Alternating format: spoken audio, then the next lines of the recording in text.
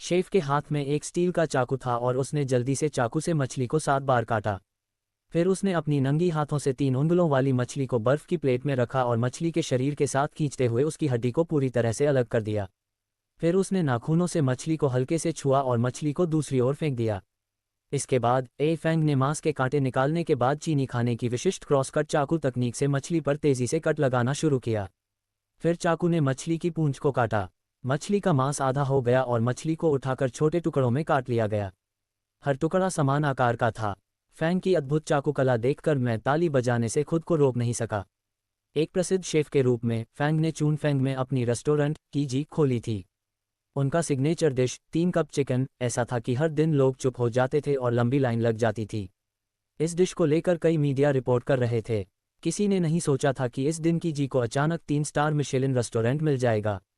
उनका व्यापार पूरी तरह से फैल गया और रेस्टोरेंट के शेफ अब उन दोनों को खाना पकाने में कोई खास महारत नहीं थी, तो उन्होंने यह फैसला किया कि वे जजों से अपने पकवान की तुलना करेंगे। प्रतियोगिता होस्ट के आदेश के साथ शुरू होती है। अब देखते हैं क्या फैंग एक बत्तख उठा पाते हैं।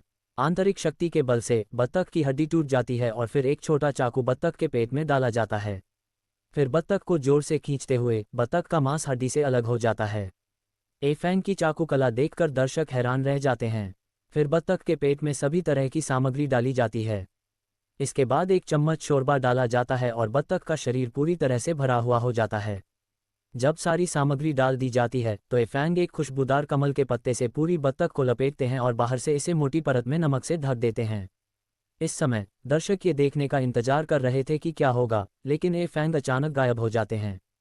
जब वे फिर से आते हैं तो उनके हाथ में एक पुरानी लोहे की कढ़ाई होती है। 10 मिनट तक हिलाने टालने के बाद बत्तख को कढ़ाई में दबा दिया जाता है।